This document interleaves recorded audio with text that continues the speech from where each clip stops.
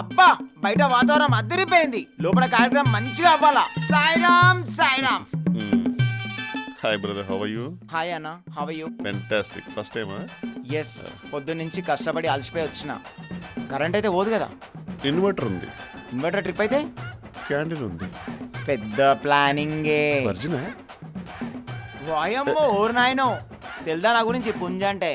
Google ఒకటి చూడు తెలుస్తుంది పుంజ అంటే ఏందో. ఏంటి బా ఇక్కడ ఎవరు పట్టించుకోరా మన్ని? వస్తారు కొంచెం టైం. పుంజు పైకి అనుకో కొంచెం.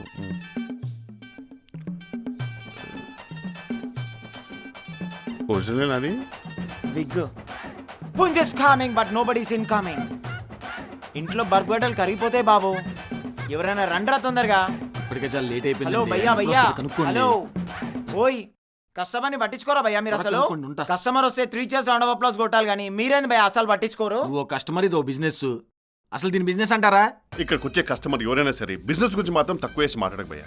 ప్రపంచం పుట్లపడుతుంది బిజినెస్, ప్రపంచం అంతమయ్యేదాకా ఉంటుంది బిజినెస్. ఈ బిజినెస్ కి ఆల్టర్నేట్ లేదు, దీని దరిదాపులోకి ఏది రాదు. అలాంటి బిజినెస్ దగ్గరకు వచ్చే కస్టమర్తో మాట్లాడే పద్ధతి ఇదేనా? ఇక్కడికి వచ్చే కస్టమర్లు ఒళ్ళు కువ్వెక్కిపోయో డబ్బులు ఎక్కువైపోయో రారు భయో. అసలు ఇక్కడికి ఎన్ని రకాల కస్టమర్లు వస్తారో నీకు తెలుసా?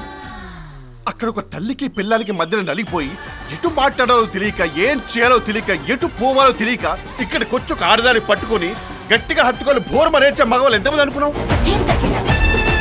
అరే పర్సనల్ కండిషన్ వల్ల, ఎకనామిక్ కండిషన్ వల్ల పెళ్లి కాక ఏజ్ బారైపోయి అసలు ఒంట్లో ఉన్న వేడిని ఎక్కడ చూపించాలో తెలియక సెగ్గంట రూపంలో బయటకు వస్తుంటే దాన్ని చల్లార్చుకోవడానికి వచ్చే మగవారు ఎంతమందో తెలుసా? ఇక్కడ చేసేది అందరూ చేసేదేనా? ఇక్కడికి వస్తే క్యాట్ రికార్డ్ జడ్జ్ చేస్తారని చెప్పేసి వేషాలు వేసుకుని, క్యాప్లు వేసుకుని, ముసుగులు కట్టుకుని, తల దించుకొని మరీ వచ్చి తలభారం తీర్చుకునేది ఇక్కడే. నీకు తెలుసా? ఒక మనిషి కడుపు నిండిన తర్వాత వచ్చే 2 ఆలోచనే ఇది. దీని తర్వాత పరువైనా పవర్ అయినా. అసలు ఒక దేశం పర్యాటక రంగంలో పరుగులు పెట్టించాలంటే పెట్టే ఫస్ట్ బిజినెస్ ఇదే భయ్యో. మన కుర్రాళ్ళు ఉన్నారే, అందరు రూపాయి కూడబెట్టుకుని పట్టలు సర్దుకొని బ్యాంకాక్ వెళ్ళేది అక్కడ ఏదో బంగారం దొరుకుతానో థాయ్ ఫుడ్ ఉందనో కాదు, అక్కడ ఇది లీగలని. అలాంటి గొప్ప బిజినెస్ భయ్య ఇది.